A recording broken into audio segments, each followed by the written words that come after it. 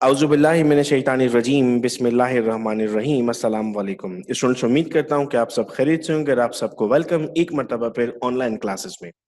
बच्चों, कल के वीडियो लेक्चर में हमने मास मास रिलेशनशिप के न्यूमेरिकल को समझा था और एक आपको दो न्यूमेरिकल्स होमवर्क के लिए भी दिए थे। बहुत सारे बच्चों ने होमवर्क करके वो स्क्रीनशॉट्स भी भेजे मुझे और मैंने उनके न्यूमेरिकल्स को चेक भी कर लिया था। आज हम एक और सवाल की प्रैक्टिस करेंगे मास मास रिलेशनशिप में और फिर इसके बाद हम मास वॉल्यूम रिलेशनशिप की तरफ जाएंगे। स्टूडेंट, क्वेश्चन है हमारे पास, chlorine is produce on large scale by electrolysis of sodium chloride aqueous solution. Calculate the weight of NaCl required to produce 142 gram of chlorine.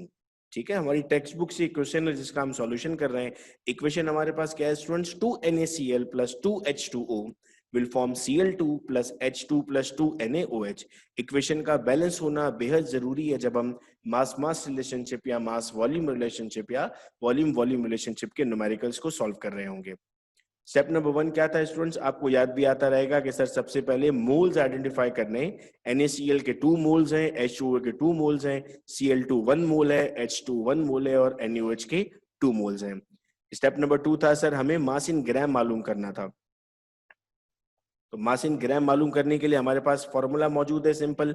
क्या फॉर्मूला मौजूद है sir? Mass in gram, mole is equal to mass in gram divided by molecular mass. तो हम कहते हैं sir मोल अगर हमारे पास 1 है तो फॉर्मूला क्या बन जाएगा? Mass in gram upon molecular mass. Molecular mass यहाँ डिवाइड हो रहा है तो वहां जाकर मल्टीप्लाई हो जाएगा, तो 1 multiply by molecular mass is equal to mass in ग्राम।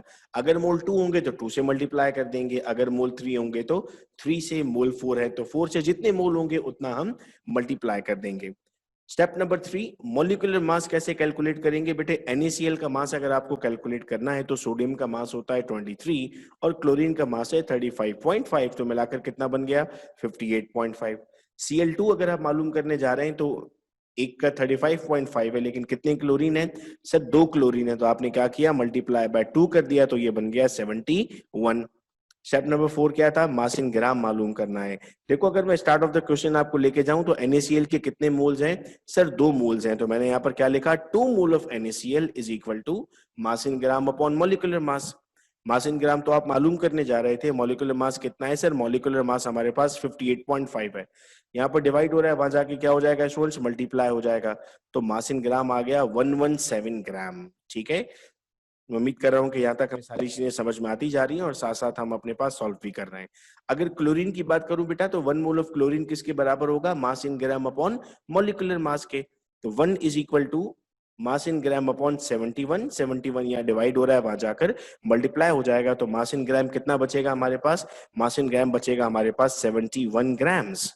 ठीक है, यहाँ तक भी हमें बात समझ में आ गई। अब देखिए स्टेटमेंट हम क्या लिखते हैं।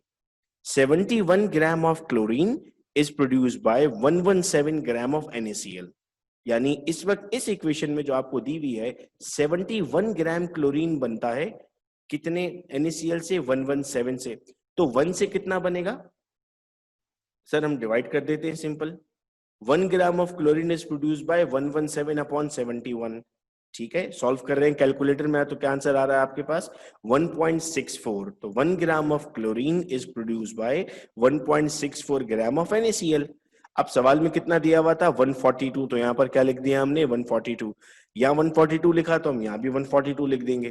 तो 1.64 को आप जब 142 से मल्टीप्लाई करते हैं तो आंसर क्या आता है? 234। यानी अगर आपको 142 ग्राम ऑफ क्लोरीन चाहिए तो आपको 234 ग्राम ऑफ NaCl की जरूरत होगी। उम्मीद करता हूं कि अब मास मास रिलेशनशिप को लेकर हमें कोई प्रॉब्लम नहीं होगा और हम आने वाली क्लासेस में जब अपने 10 ईयर को सॉल्व करेंगे तो वहां पर भी इन सवालों को हम रिपीट करेंगे। सेकंड क्वेश्चन बेटा आता है हमारे पास मास वॉल्यूम रिलेशनशिप। अब तक क्या हो रहा था? देखो, अगर मैं आपको सवाल पढ़ाऊं तो इसमें आपको मास दिया हुआ है क्लोरीन का और आपसे मास पूछ रहा है NaCl का, तो आपने क्या नाम दे दिया था? मास मास रिलेशनशिप। अब आपको बेटा मास दिया जा रहा है, वॉल्यूम पूछा जा रहा है, तो क्या कहेंगे? Mass volume relationship. ठीक है, अब हम कहते हैं यहां पर एक और टर्म हम पढ़ लेते हैं, STP, standard temperature and pressure. और स्टैंडर्ड टेम्परेचर प्रेशर के मुताबिक किसी भी गैस के 1 मोल का वॉल्यूम होगा 22.4 dm3। इस बात को आपको याद रखना होगा। तो अब सवाल पढ़ते हैं, क्या लिखा हुआ है, calculate the volume of carbon dioxide gas produce at STP by combustion of 20 gram of CH4।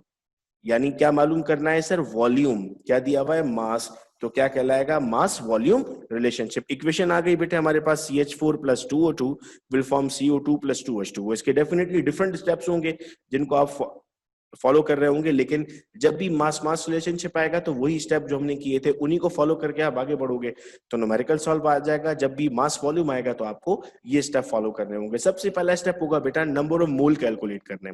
CH4 के मोल का फॉर्मूला क्या है sir, mass in gram divided bye molecular mass. जब मास इन ग्राम तो हमें सवाल में दिया बाय 20, मॉलिक्यूलर मास हम कैलकुलेट कर सकते हैं बड़ी आसानी से। 12 कार्बन का है, एक हाइड्रोजन का 1 है, तो 4 का कितना हो जाएगा, 4 हो जाएगा। 12 प्लस 4 कितना हुआ, 16। कैलकुलेटर्स निकालिए, 20/16 कीजिए तो आपके पास आंसर क्या बनता है, 1.25 मोल्स। सवाल के शुरू में हमने कहा था, इक्वेशन को अगर हम देखते हैं इस वक्त, तो इक्वेशन क्या बता रही है, इक्वेशन बता रही है 1 मोल ऑफ CH4 से क्या बन रहा है, 1 मोल ऑफ कार्बन डाइऑक्साइड बन रहा है। ठीक है, सिंगल रेशो है। अगर 1 से 1 बन रहा है तो 2 से 2 बनेगा, 3 से 3 बनेगा, 4 से 4 बनेगा, 5 से 5 बनेगा। यानी जितने अब CH4 होंगे उतना CO2 बनेगा। तो अगर CH4 आपके पास मौजूद है 1.25, तो CO2 भी कितना होगा, 1.25। तो number of moles of CO2 कितने हो गए, 1.25। अब जैसा कि हम जानते हैं STP पर एक मोल किसके बराबर है, 22.4 DM³ के। 2 किसके बराबर होगा सर, 2 से मल्टीप्लाई कर दें। 3 किसके बराबर होगा सर, 3 से मल्टीप्लाई कर दें। यानी जो भी आंसर चाहिए उससे मल्टीप्लाई कर दें। तो मुझे तो चाहिए 1.25 में, तो मैं क्या करूं, 1.25 को मल्टीप्लाई कर दूं 22.4 से, तो आंसर आ जाएगा मेरे पास 28 DM³। और 28 DM³ क्या होगा, हमारे पास वॉल्यूम आ जाएगा किसका, कार्बन डाइऑक्साइड गैस का। तो फ्रेंड्स आपने देखा मास दिया हुआ होगा हमें, और मास से हम क्या मालूम कर लेंगे, मास से हम मालूम कर लेंगे कि उसमें हमारे पास कितने मोल्स आए, वॉल्यूम बना हुआ है तो उसको हम नाम दे देंगे मास वॉल्यूम रिलेशनशिप का। और अगर मास को देकर हमसे मास पूछा जाएगा तो उसे हम नाम देंगे मास मास रिलेशनशिप का। मैं उम्मीद करता हूं स्टूडेंट्स कि ये सवाल हमें समझ में आ गए हैं। कल की क्लास में यानी नेक्स्ट वीक जब हमारी केमिस्ट्री की क्लास होगी एज पर स्केड्यूल, उसमें हम डिस्कस करेंगे वॉल्यूम वॉल्यूम रिलेशनशिप को, लिमिटिंग रिएक्टेंट को, और मैं कुछ प्रैक्टिस क्वेश्चंस भी आप लोगों को भेजूंगा। बहुत शुक्रिया इस वीडियो लेक्चर को सुनने का। अपना बहुत ख्याल रखिएगा आप सब लोग। अल्लाह हाफिज।